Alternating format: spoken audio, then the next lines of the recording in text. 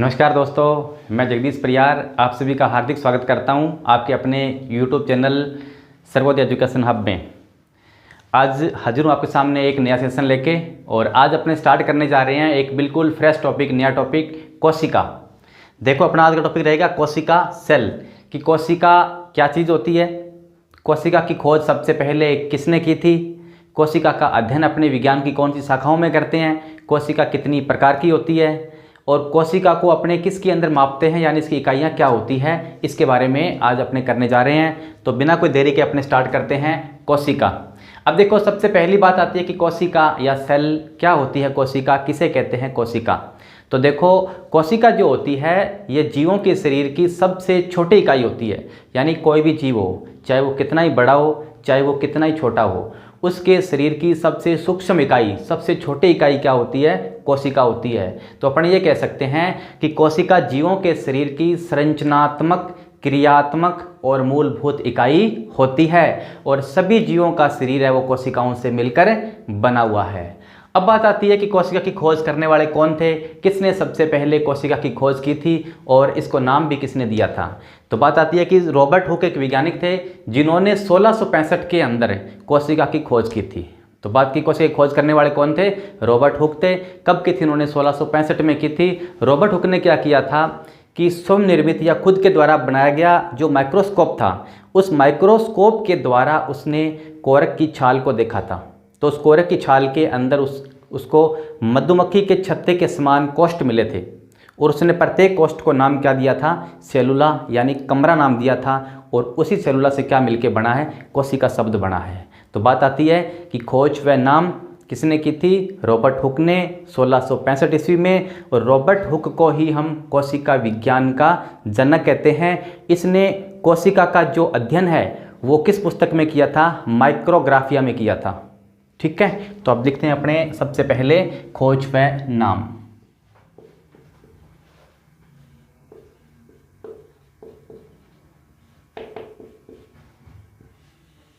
अब देखो, खोज किसने की थी इसकी, रॉबर्ट हुक ने।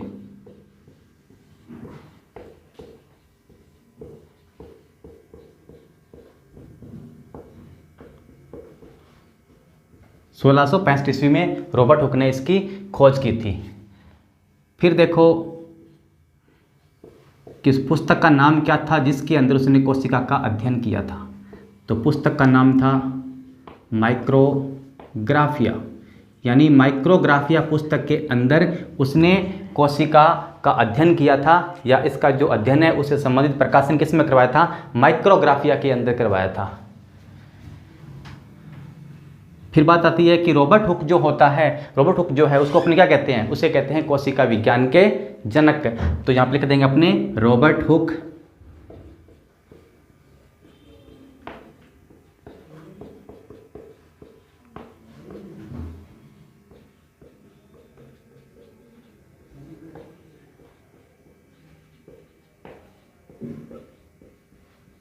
रॉबर्ट हुक कोशिका विज्ञान के जनक हैं। तो देखो, खोज व नाम रॉबर्ट हुक ने 1665 ईस्वी में, पुस्तक का नाम क्या था, माइक्रोग्राफिया था, और रॉबर्ट हुक को क्या कहते हैं, कोशिका विज्ञान का जनक कहते हैं। या अपने ये कह सकते हैं कि फादर ऑफ साइटोलॉजी कौन है, तो फादर ऑफ साइटोलॉजी हैं रॉबर्ट हुक। फिर बात आती है अध्ययन कि कोशिका का अध्ययन या स्टडी अपने विज्ञान की कौन सी शाखा में करते हैं। तो कोशिका का अध्ययन अपने करते हैं कोशिका विज्ञान, या इसे अपने कहते हैं साइटोलॉजी। तो कोशिका के अध्ययन से संबंधित विज्ञान की शाखा कौन सी होती है, तो कोशिका के अध्ययन से संबंधित विज्ञान की शाखा होती है साइटोलॉजी, या इसे अपने कहते हैं कोशिका विज्ञान। अब देखो, रॉबर्ट हुक जो था उसने सबसे पहले जो कोशिका देखी थी वो कौन सी कोशिका थी, एक मृत कोशिका को उसने सबसे पहले देखा था। तो अब अपने लिखना करते हैं स्टार्ट। तो हेडिंग लगाइए आप, कोशिका। इसमें लिखिए आप, कोशिका जीवों की संरचनात्मक, कोशिका जीवों की संरचनात्मक व क्रियात्मक इकाई है। कोशिका जीवों की संरचनात्मक व क्रियात्मक इकाई है। प्रत्येक जीव का शरीर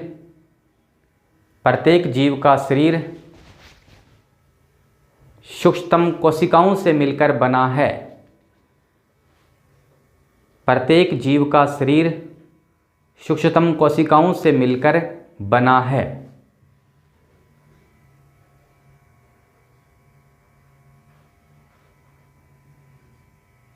प्रत्येक जीव का शरीर सूक्ष्मतम कोशिकाओं से मिलकर बना है। अब आप पहले इसको नोट कीजिए।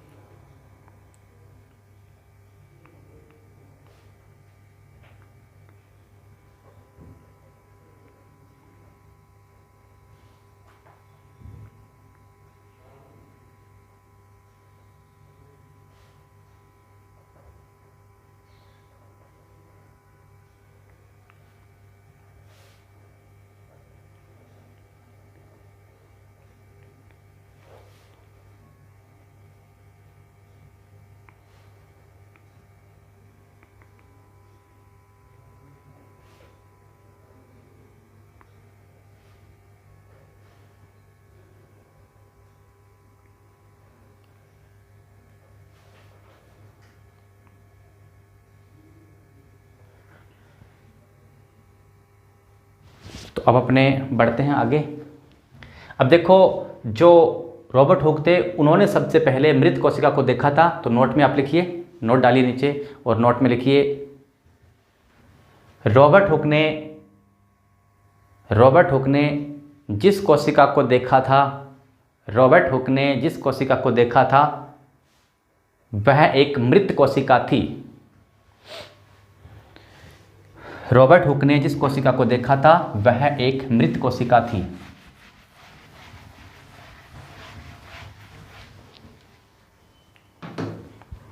अब बात आती है इसके बाद में जीवित कोशिका की खोज।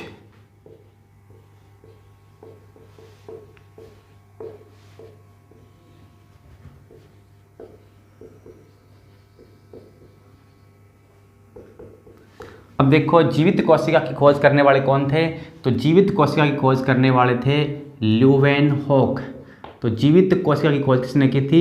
ल्यूवेनहोक ने 1674 ईस्वी में। तो बात आती है कि जीवित कोशिका को सबसे पहले किसने देखा था? ल्यूवेनहोक ने देखा था 1674 ईस्वी के अंदर।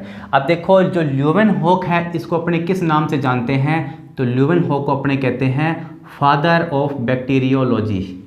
क्या कहते हैं इसको अपने? Father of bacteriology. क्यों कहते हैं फादर ऑफ बैक्टीरियोलॉजी? क्योंकि इन्होंने बैक्टीरिया की खोज की थी, जीवाणु की खोज की थी। इस कारण अपने कहते हैं ल्यूवेनहोक को फादर ऑफ बैक्टीरियोलॉजी। फिर बात आती है ल्यूवेनहोक ने और क्या किया था? इन्होंने शुक्राणु की खोज भी की थी। तो यहाँ लिखेंगे अपने शुक्राणु व जीवाणु के खोजकर्ता।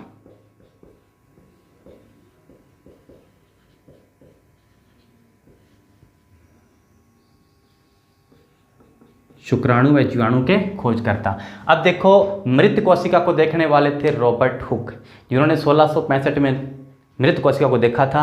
उसका अध्ययन किस पुस्तक में किया था? माइक्रोग्राफिया में किया था। और रॉबर्ट हुक को अपने क्या कहते हैं? कोशिका विज्ञान का जनक कहते हैं। और रॉबर्ट हुक ने जो कोशिका देखी थी वो एक मृत कोशिका थी। फिर बात आती है कि जीवित कोशिका की खोज किसने की थी? तो ल्यूवेनहोक ने 1674 ईस्वी में। इसको अपने क्या कहते हैं? फादर ऑफ बैक्टीरियोलॉजी कहते हैं, क्योंकि बैक्टीरिया की खोज करने वाले कौन थे? ल्यूवेनहोक थे। फिर देखो, ल्यूवेनहोक ने और क्या किया था? इन्होंने शुक्राणु व जीवाणु के खोजकर्ता भी रॉबर्ट हुक माने जाते हैं। तो आप इसको नोट कीजिए, फिर बढ़ते हैं आगे।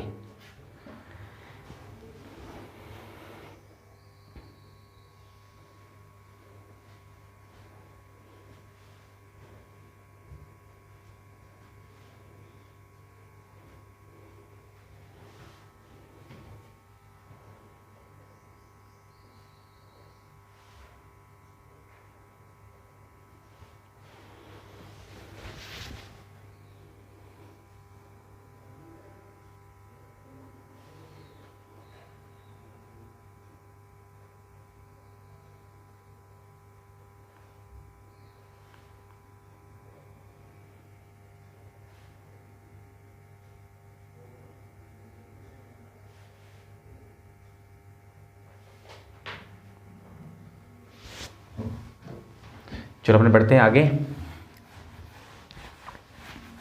अब देखो कि कोशिका विज्ञान के जनक कौन माने जाते हैं? रॉबर्ट हुक माने जाते हैं। अब क्वेश्चन बनता है कि आधुनिक कोशिका विज्ञान के जनक कौन है? तो आधुनिक कोशिका विज्ञान के जनक माने जाते हैं पी स्वासन।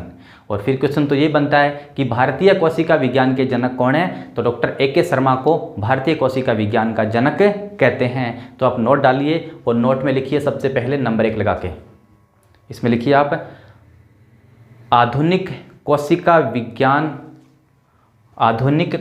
विज्ञान के जनक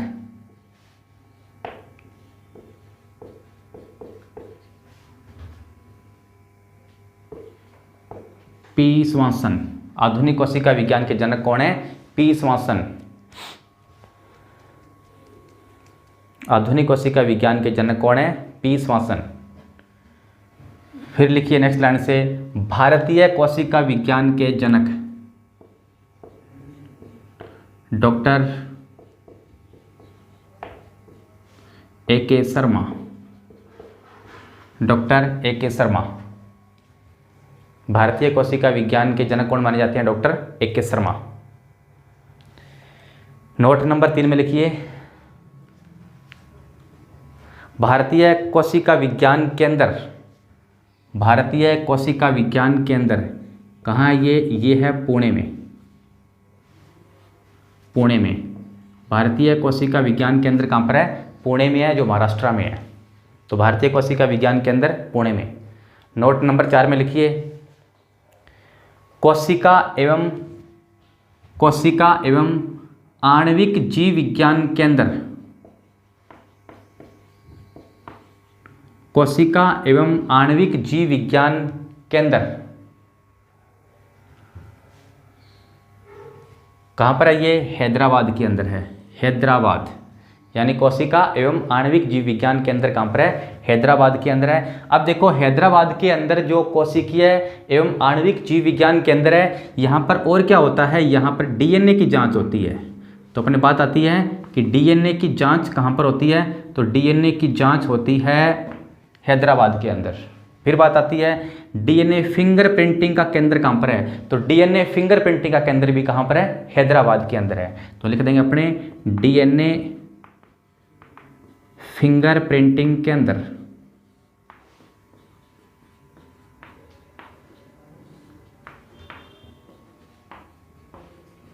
तो डीएनए फिंगरप्रिंटिंग केंद्र भी कहाँ पर है? हैदराबाद के अंदर है। नोट कीजिए इसको आप।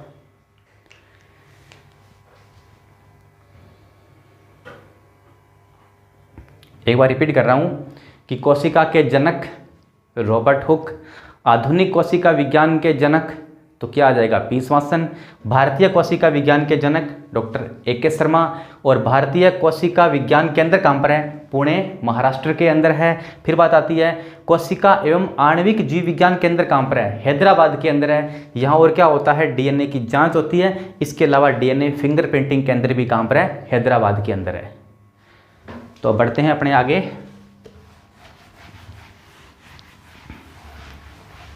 इसके बाद बात आती है कोशिका सिद्धांत कि कोशिका सिद्धांत क्या है और कोशिका सिद्धांत देने वाले कौन थे? कोशिका सिद्धांत, ठीक है। सबसे पहली बात आती है प्रतिपादन कि कोशिका सिद्धांत का प्रतिपादन करने वाले कौन कौन थे? किसने कोशिका सिद्धांत का प्रतिपादन किया था? तो कोशिका सिद्धांत का जो प्रतिपादन करने वाले थे उसके अंदर सबसे पहला नाम आता है मैथियास स्लीडन और थियोडोर स्वान का। तो किसका नाम आएगा इसके अंदर? प्रतिपादन किया था इसका मैथियास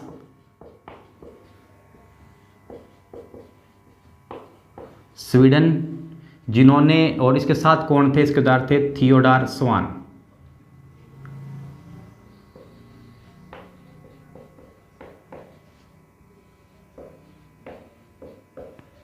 थियोडोर स्वान, यानी इन दोनों ने कोशिका सिद्धांत दिया था। किसने दिया था?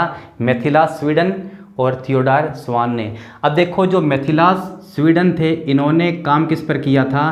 तो इन्होंने काम किया था प्लांट सेल पर, यानी इन्होंने पादप कोशिका पर काम किया था। और जो थियोडोर स्वान थे इन्होंने काम किस पर किया था? तो इसने काम किया था एनिमल सेल पर, यानी जंतु कोशिका पर कार्य किया था। तो बात आती है कि कोशिका सिद्धांत का प्रतिपादन करने वाले कौन थे, तो मैथियास स्वीडन, और साथ में कौन थे इसके, थियोडोर स्वान। अब देखो मैथियास स्वीडन जो थे इन्होंने काम किस पर किया था, प्लांट सेल पर किया था, और थियोडोर स्वान जो थे उन्होंने काम किस पर किया था, एनिमल सेल पर किया था। अब बात थी कोशिका सिद्धांत क्या है। कोशिका सिद्धांत के अंदर उन्होंने ये बताया था कि प्रत्येक जीव का शरीर कोशिकाओं से मिलकर बना है, कोशिका जीवों के शरीर की सबसे छोटी इकाई होती है, और नई कोशिकाओं का जो निर्माण है वो पूर्ववर्ती या पुरानी कोशिकाओं से होता है। ये बात कोशिका सिद्धांत के अंदर बताई गई थी। अब बात आती है इसके बाद में कि जो कोशिका सिद्धांत है इसका अपवाद किसे माना गया है, या कोशिका सिद्धांत का अपवाद क्या होता है। तो कोशिका सिद्धांत का अपवाद होते हैं विषाणु, या इन्हें अपने कहते हैं वायरस। तो कोशिका का सिद्धांत का अपवाद क्या होता है, विषाणु या वायरस होता है। अब देखो विषाणु क्या चीज़ होती है, विषाणु जो होता है उसको हम सजीव और निर्जीव के बीच योजक कड़ी मानते हैं। क्या मानते हैं इसको, सजीव व निर्जीव के बीच योजक कड़ी।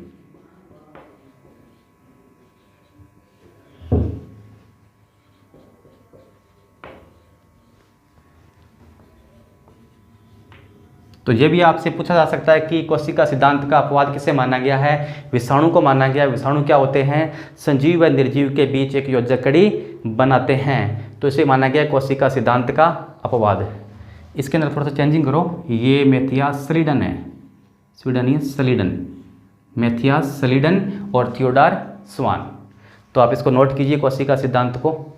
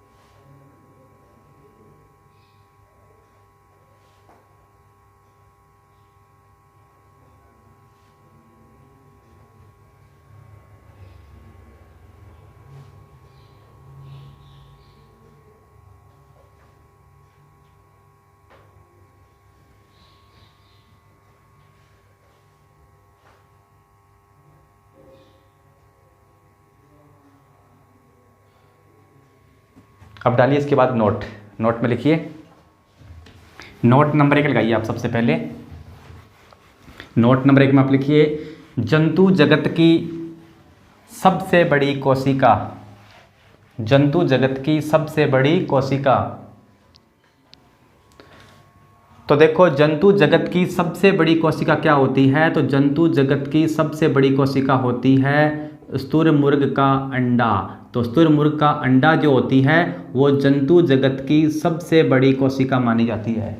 तो जंतु जगत की सबसे बड़ी कोशिका क्या होती है, स्तुरमुर्ग का अंडा होती है। अब देखो स्तुरमुर्ग का जो अंडा होता है उसका व्यास कितना होता है, तो इसका व्यास होता है 15 सेंटीमीटर। कितना होता है व्यास इसका, 15 सेंटीमीटर होता है। फिर बात आती है स्तुरमुर्ग का जो अंडा होता है उसका आकार कितना होता है, तो इसका आकार माना गया है 170 mm। तो बात आती है कि जंतु जगत की सबसे बड़ी कोशिका, तो अपना आंसर क्या होगा, स्तुरमुर्ग का अंडा। व्यास कितना होता है 15 सेंटीमीटर। आकार कितना होता है इसका, आकार होता है 170 mm। अब बात आती है कि जंतु जगत की सबसे छोटी कोशिका किसे माना गया है, तो जंतु जगत की सबसे छोटी कोशिका होती है माइकोप्लाज्मा। किसे माना गया है, तो माइकोप्लाज्मा का। नोट नंबर 2 में लिखिए, जंतु जगत की सबसे छोटी कोशिका, जंतु जगत की सबसे छोटी कोशिका, आगे लिखो mycoplasma PPLO।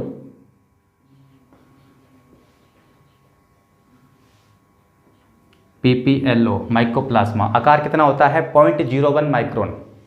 Mycoplasma PPLO pleuropneumonia like organism कहते हैं इसको, अपने आकार होता है इसका 0.01 माइक्रोन।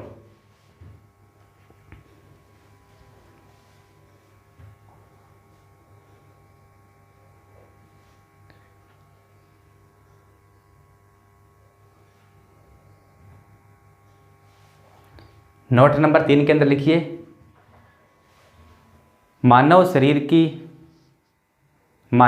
की सबसे बड़ी कोशिका, मानव शरीर की सबसे बड़ी कोशिका तो कौन सी होती है? अंडाणु, ओवम कहते हैं इसको, अंडाणु।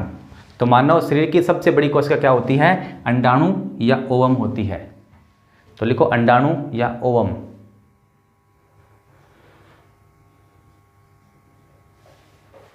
नोट नंबर 4 में लिखिए, मानव शरीर की सबसे छोटी कोशिका, तो मानव शरीर की सबसे छोटी कोशिका होती है शुक्राणु, या इसे अपने कहते हैं स्पर्म। शुक्राणु या क्या होती है? स्पर्म।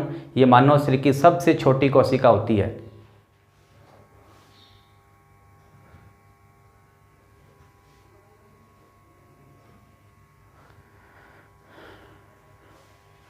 नेक्स्ट लिखिए नोट नंबर 5 में, मानव शरीर की सबसे लंबी कोशिका, मानव शरीर की सबसे लंबी कोशिका तो कौन सी होती है? ये होती है तंत्रिका कोशिका,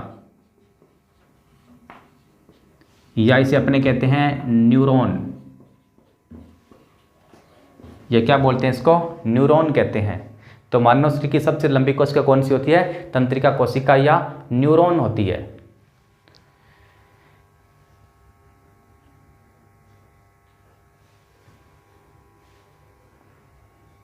अब मैं एक बार रिपीट कर रहा हूँ कि अगर आपसे पूछे कि जंतु जगत की सबसे बड़ी कोशिका क्या होती है तो क्या बताओगे? स्तुरमुर्ग का अंडा। व्यास कितना होता है? 15 सेंटीमीटर। आकार कितना होता है? 170 mm। अगर आपसे पूछा जाए कि जंतु जगत की सबसे छोटी कोशिका कौन सी होती है तो माइकोप्लाज्मा PPLO। आकार कितना होता है इसका? 0.01 माइक्रोन। फिर देखो नेक्स्ट क्वेश्चन बनता है कि मानव शरीर की सबसे बड़ी कोशिका कौन सी होती है तो अंडाणु या ओवम को मानव शरीर की सबसे बड़ी कोशिका माना गया है। फिर देखो मानव शरीर की सबसे छोटी कोशिका क्या होती है तो शुक्राणु होती है, इसे अपने स्पर्म कहते हैं। और फिर प्रश्न बनता है कि मानव शरीर की सबसे लंबी कोशिका कौन सी होती है तो तंत्रिका कोशिका, या इसे अपने न्यूरॉन कहते हैं। इसकी लंबाई लगभग कितनी मानी गई है? 1.5 मीटर मानी गई है, 1.5 मीटर तक लंबी ये होती है। तो ये प्रश्न आपके अगर आ जाएं तो आप इस वे में करोगे, जंतु जगत की पूछे सबसे बड़ी तो क्या करोगे? स्तुरमुर्ग का अंडा। सबसे छोटी पूछे तो क्या करोगे? माइकोप्लाज्मा। अगर मानव शरीर से संबंधित पूछा जाए सबसे बड़ी अंडाणु, सबसे छोटी शुक्राणु, सबसे लंबी कौन सी हो जाएगी? तंत्रिका कोशिका हो जाएगी। ठीक है। अब देखो अब बात आती है कि कोई भी कोशिका हो उस कोशिका के मध्य में क्या होता है? केंद्रक होता है। तो मानव शरीर के अंदर और पौधों के अंदर भी कुछ कोशिकाएं ऐसी होती है जिनके अंदर केंद्रक नहीं पाया जाता, उन्हें अपने केंद्रक रहित कोशिका कहते हैं। तो अब अपने ये करने वाले हैं कि मानव शरीर के अंदर ऐसी कौन सी कोशिकाएं होती है जिसमें केंद्रक नहीं होता, और पादपों के अंदर कौन सी कोशिका है जिसके अंदर केंद्रक नहीं होता।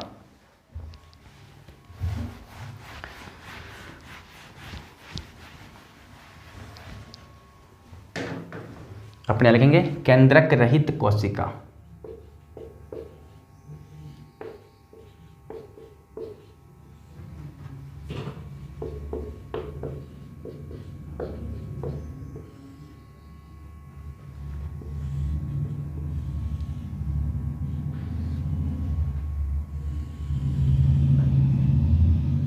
अब देखो इसके अंदर सबसे पहली है मानव शरीर, कि मानव शरीर में केंद्रक रहित कोशिका कौन सी होती है? मानव शरीर में। यहाँ लिखेंगे पौधों में, कि पौधों के अंदर केंद्रक रहित कोशिका कौन सी होती है, तो लिख देंगे अपने पौधों में। अब देखो मानव शरीर के अंदर केंद्रक रहित कोशिका होती है RBC प्लस प्लेटलेट्स। कौन सी होती है? RBC plus platelets. इसके अंदर केंद्रक नहीं पाया जाता तो अपने मानते हैं इसको केंद्रक विहीन कोशिका। और पौधों के अंदर केंद्रक विहीन कोशिका कौन सी होती है तो पौधों के अंदर होती है चालनी नलिका। पौधों के अंदर कौन सी होती है? चालनी नलिका होती है। तो ये प्रश्न भी मोस्ट इंपॉर्टेंट प्रश्न है कि केंद्रक रहित कोशिका कौन सी है निम्न में से। तो मानव शरीर के अंदर तो होती है आरबीसी और प्लेटलेट्स, पौधों के अंदर कौन सी होती है, चालीय नलिकाएं होती है जिनके अंदर केंद्रक नहीं पाया जाता। तो आप इसको नोट कीजिए।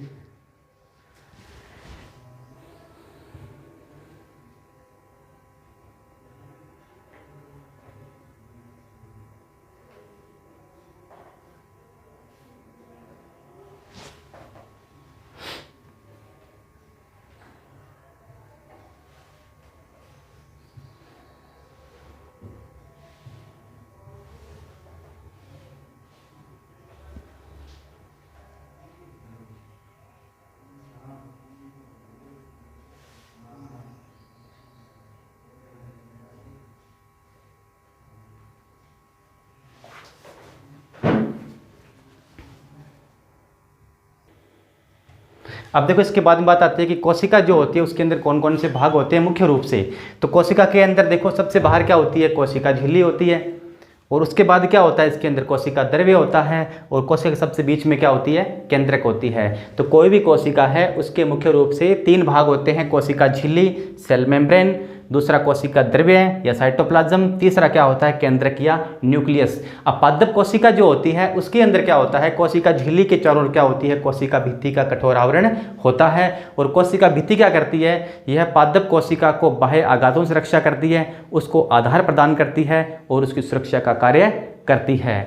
तो फिर बात आती है कि कोशिका द्रव्य और केंद्रक ये दोनों मिलकर किसका निर्माण करते हैं, जीव द्रव्य या प्रोटोप्लाज्म का निर्माण करते हैं। तो जीव द्रव्य किससे मिलकर बना होता है, कोशिका द्रव्य और केंद्रक से मिलकर बना होता है जीव द्रव्य।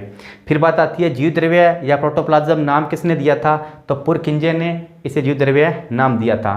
खोज किसने की थी इसकी, तो खोज की थी इसकी डुजार्डिन ने। फिर बात आती है कि जो जीव द्रव्य है इसे हेगेले ने कहा था जीवन का भौतिक आधार। तो क्वेश्चन बनता है जीवन का भौतिक आधार किसे कहते हैं, जीव द्रव्य को कहते हैं। खोजकर्ता कौन है, डुजार्डिन, नाम किसने दिया था, पुरकिंजे ने। और जीव द्रव्य को जीवन का भौतिक आधार कहने वाले कौन थे, हेगेले थे। अब जीवन का भौतिक आधार तो होता है जीव द्रव्य, तो बात आती है कि जीवन का रासायनिक आधार किसे माना गया है, तो डीएनए को जीवन का रासायनिक आधार माना गया है। तो पहले आप इसको नोट कीजिए फिर अपने बढ़ते हैं आगे।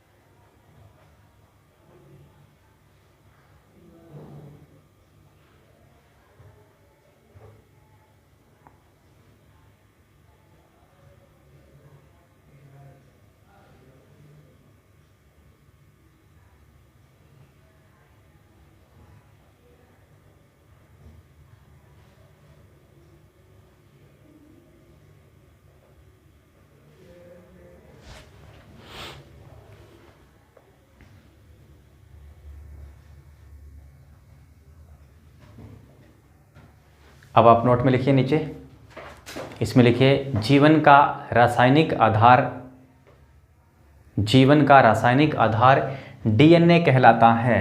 जीवन का रासायनिक आधार डीएनए कहलाता है। तो जीवन का भौतिक आधार तो हो गया जीव द्रव्य, और जीवन का रासायनिक आधार किसे माना है, डीएनए को माना गया है। ठीक है। तो अब आगे आगे बढ़ते हैं अपने। आगे बात आती है कि कोशिका कितने प्रकार की होती है, कितने भागों में बांटा गया है कोशिका को, या कोशिका कौन कौन से प्रकार की है। तो अब अपने करेंगे कोशिका के प्रकार। तो हेडिंग लगाइए कोशिका के प्रकार।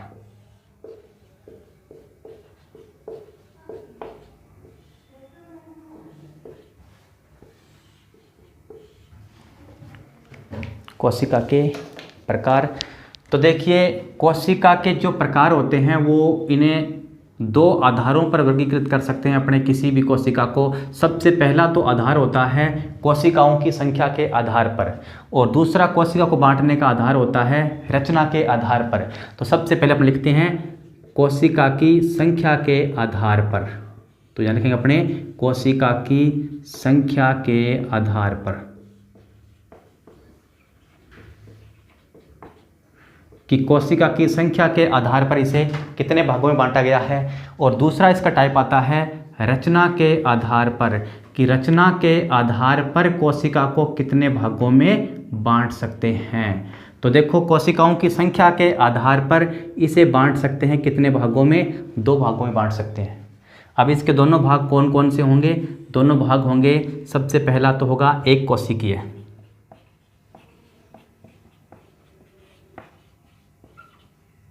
एक कोशिकीय मतलब वे जीव जिनका शरीर केवल एक ही कोशिका से मिलकर बना होता है वो क्या कहलाते हैं, एक कोशिकीय। और दूसरा प्रकार क्या होता है इसका, दूसरा प्रकार होता है इसका बहुकोशिकीय। वे जीव जिनका शरीर 2 या 2 से अधिक कोशिकाओं से मिलकर बना होता है वो क्या कहलाते हैं, वो कहलाते हैं बहुकोशिकीय। तो कोशिका की संख्या के आधार पर कोशिका को बांटा गया है 2 भागों में। एक तो होती है एक कोशिकीय और दूसरी कौन सी होती है, बहुकोशिकीय। अब देखो रचना के आधार पर भी अपने इसको बांट सकते हैं 2 भागों में। कौन कौन से 2 भाग होते हैं, इसका सबसे पहला भाग होता है प्रोकैरियोटिक जीव,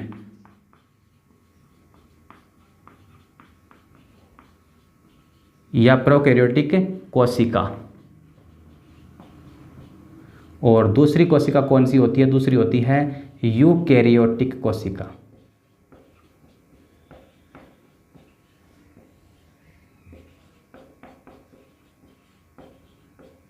यूकैरियोटिक कोशिका। तो देखो रचना के आधार पर अपने बांटते हैं कोशिका को 2 भागों में। कौन कौन सी होती है, प्रोकैरियोटिक कोशिका, और दूसरी कौन सी होती है, यूकैरियोटिक कोशिका होती है। अब जो प्रोकैरियोटिक कोशिका होती है ये एक प्रिमिटिव कोशिका है, या अपने कह सकते हैं प्रारंभिक कोशिका है, या अपने कह सकते हैं अविकसित कोशिका होती है।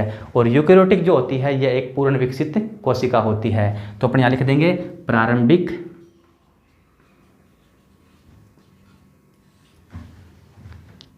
या अविकसित, और इसके जब लिखेंगे पूर्ण विकसित।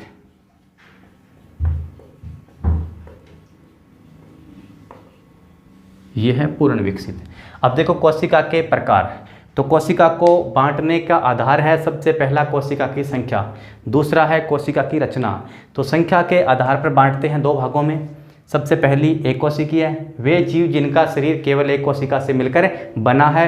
दूसरी बहुकोशिकीय, वे जीव जिनका शरीर 2 या 2 से अधिक कोशिकाओं से मिलकर बना होता है। फिर देखो रचना के आधार पर, तो रचना के आधार पर भी इसको बांटा गया 2 भागों में। सबसे पहला आता है प्रोकैरियोटिक कोशिका, यानी प्रोकैरियोटिक वे कोशिका होती है जो सबसे प्राचीन है, जो क्या होती है, अविकसित होती है। इसे प्रारंभिक कोशिका कहते हैं। जो प्रोकैरियोटिक कोशिका होती है इसमें जो कोशिका अंग होते हैं वो झिल्ली रहित होते हैं, उनके चारों ओर झिल्ली नहीं पाई जाती, केंद्र के चारों ओर झिल्ली नहीं पाई जाती। फिर बात आती है यूकैरियोटिक कोशिका कौन सी होती है, तो ये कोशिका पूर्ण विकसित होती है। इसके अंदर जितने भी कोशिकांग होते हैं उनके चारों ओर झिल्ली पाई जाती है। तो उसको नोट कीजिए पहले आप।